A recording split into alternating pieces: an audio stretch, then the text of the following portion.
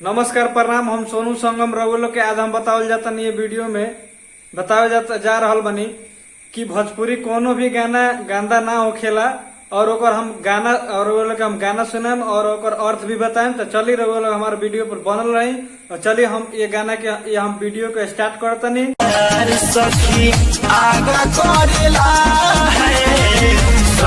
हमारा पाछा करेला सब कर भंडार सखी आगा करेला हमारा पाछा करेला। नमस्कार प्रणाम। हम बानी सोनू। रउआ लोग देखता नहीं हलचल बिहार म्यूजिक। तो रउआ लोग के हम अभी बतावल जाता नहीं कि अभी जो गाना सुननी हो सबकर बलम आगे करेला हमार बलम पाछा करेला। तो हम रउआ लोग के बतावल चाहतानी कि बिहार में जौन भी भोजपुरी गाना बजता उ गाना अश्लीलता ना होखेला यानी गंदा ना होखेला। तो एकर अर्थ ये बा कि रउआ लोग देखो तो कोनो ऐसन गांव में एक केहू न केहू बुर्बक होखेला एकर मतलब देखो तो कि चलहाक आदमी जौन भी काम करेला उ सबसे पहले आगे कले होला, जे बुर्बक होखेला उ पीछा ही रहेला हमेशा।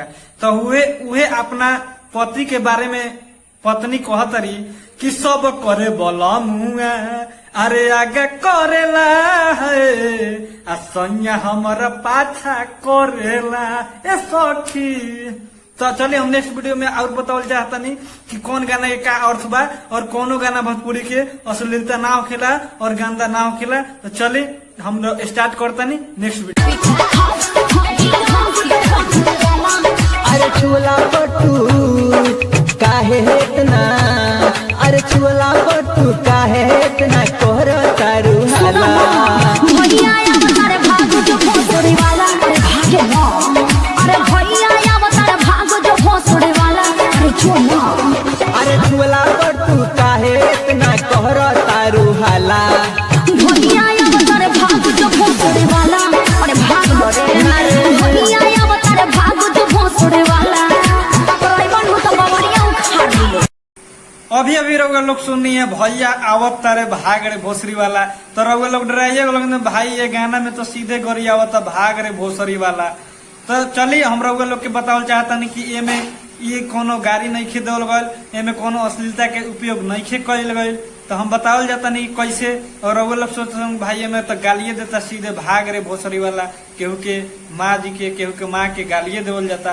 तो चलिए हम बतावल चाहता नहीं हम यही खातिर आयल बनी रउआ लोग के बतावे कि कोनो भोजपुरी में अश्लीलता ना होखेला और ना कोनो गाड़ी देवल गल बा, सब के अर्थ होखेला। तो चलिए रउआ लोग के हम बतावल चाहता नहीं ई भोसड़ी के अर्थ का बा।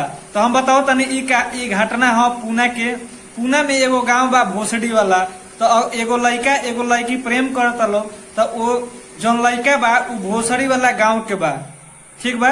तब उहे जब लड़की के भाई आवता तो उहे अंतर सिंह प्रियंका कहले बारी कि भैया आवत रे भाग रे भोसड़ी वाला। जैसे हमनी के कहीं भी जाइले से तो जैसे मान लीजिए कि हमने के दिल्ली पंजाब गुजरात कहीं भी जाता नहीं से तो उ लोग कहेला लोग कि भाग रे बिहार वाला, चाहे हमने के बानी से गाँव में केहू कहेला, कहीं दूसरा जिला में कहीं से तो कहे केहू कहला भाग रे पटना वाला, भाग रे यूपी वाला, भाग रे छपरा वाला। तो इहे बात बा। तो अगर रउआ लोग हमारा ऐसा वीडियो देखल चाहता नहीं तो हमारे चैनल के सब्सक्राइब और लाइक और शेयर जरूर करी। हलचल बिहार म्यूजिक। जी हाँ दोस्तों, हलचल बिहार म्यूजिक।